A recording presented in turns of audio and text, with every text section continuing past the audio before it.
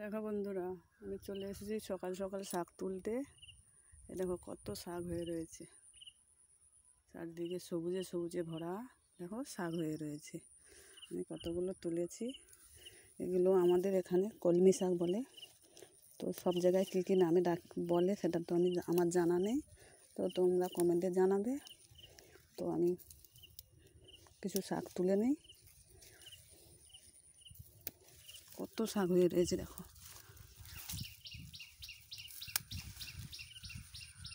ডগগুলো কেটে নিচ্ছি সে।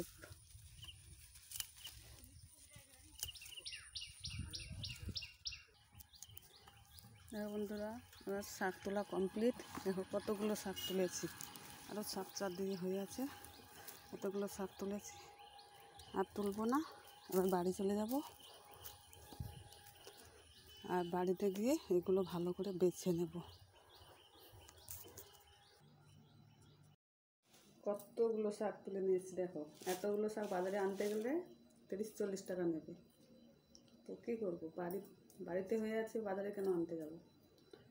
তো এর মধ্যে পোকা রয়েছে, জলের মধ্যে হয় না শাকগুলো, তো পোকা রয়েছে।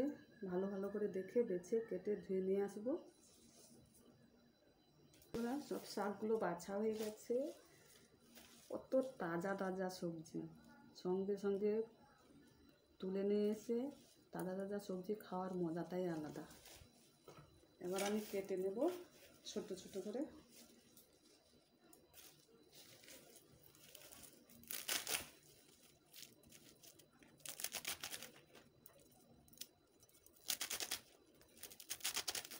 দেখো একটা সাদা সাদা ধরনের আঠা বের হচ্ছে, দেখতে পাচ্ছি।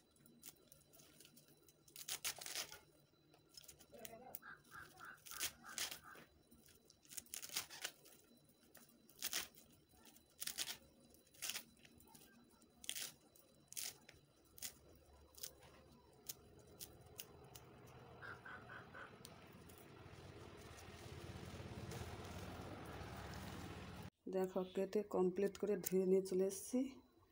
আর নিচে রয়েছে বরবটি আর আলু করে, ওগুলোও ভাজা হবে। আর কি সবজি হয়, মা আসুক তারপরে রান্না বসবে। বন্ধুরা, শাক তুলেও রান্না করার সময় হলো না। একটা কাজের জন্য তাড়াতাড়ি করে বাড়ি চলে আসতে হলো।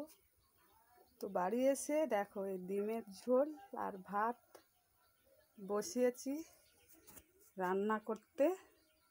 তো রান্না করছি, তো ওখানে তো শাক টাক বাবার বাড়িতে থেকে গেছে, ওখানে রান্না বান্না হচ্ছে, মা রান্না করবে। আমি বাড়ি চলে এসেছি। দেখো বন্ধুরা, ভাত হয়ে গেছে এখানে। ডিমের ঝোল ভাত কমপ্লিট। এবার খাওয়ার পালা। খেয়ে দিয়ে আবার তোমাদের সঙ্গে কথা বলতে আসছি। ততক্ষণের জন্য টাটা। খেতে বসে গেছি ডিম নিয়ে, তোমরাও তাড়াতাড়ি খেয়ে নাও, পরে আবার কথা হবে।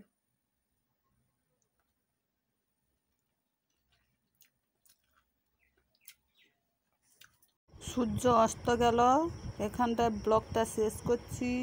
শুভ সন্ধ্যা বন্ধুরা, সবাই ভালো থাকো, সুস্থ থাকো, নিজেদের খেয়াল রাখো। টাটা।